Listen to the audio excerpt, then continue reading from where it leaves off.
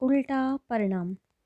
अगर कोई पहली बार मेरी कहानी सुन रहे हैं तो कहानी को लाइक कीजिए और चैनल को सब्सक्राइब कीजिए। बहुत पहले मिथिला देश पर एक मंदभाग्य नाम के राजा राज्य करते थे। वे क्रोधी, अहंकारी और भले बुरे का विचार किए बिना काम करने वाले व्यक्ति थे। जो मन में आता उसे उसी क्षण राजा के आदेश के रूप में अमल में लाते थे। एक दिन राजा मंदभाग्य राजमहल की छत पर ठंडी हवा में टहल रहे थे। उन्होंने देखा राजपथ पर लोगों की अपार भीड़ चल रही है। उनकी दृष्टि इस बात पर भी पड़ी कि वे लोग तरह तरह की रंग बिरंगी पोशाकें पहने हुए हैं। राजा के मन में झट से एक बात आई। राजा ने मंत्री को बुलवा भेजा। मंत्रीवर, राजा ने कहा। क्या आदेश है महाराज? मंत्री ने पूछा। राजपथ की ओर निगाह डालिए। मुझे ऐसा लगता है कि लोग मनमाने ढंग से चल रहे हैं। यह बात मैं सहन नहीं कर सकता। मैं चाहता हूँ कि पोशाकों से लेकर जनता के सारे आचरण एक ही प्रकार के हो, यहाँ तक कि उनका भोजन, भाषा, आराध्य देव सब समान और एक हो। अब तुरंत सारे राज्य में इस बात का ढिंढोरा पिटवा दे। यह हमारा आदेश है, राजा ने कहा। मंत्री ने नम्रतापूर्वक राजा को समझाया कि वेशभूषा, भाषा व बोली, खान पान, इन सारी बातों में जनता को खिलौने की तरह एक ही सांचे में डालना ना तो उचित है और ना संभव ही है।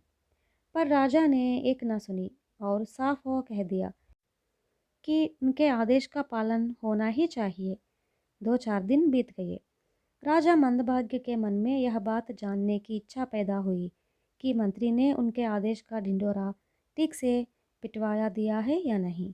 उनके मन में इस बात का पक्का विश्वास जम गया कि उनके शासन में प्रत्येक व्यक्ति आहार विहार, खान पान, रीति रिवाज से लेकर हर चीज़ में एक रीति और एक संप्रदाय का पालन करे तो यह एक अद्भुत बात होगी और सारे संसार में वे अपने शासन के लिए एक शाश्वत और विशिष्ट स्थान बना लेंगे।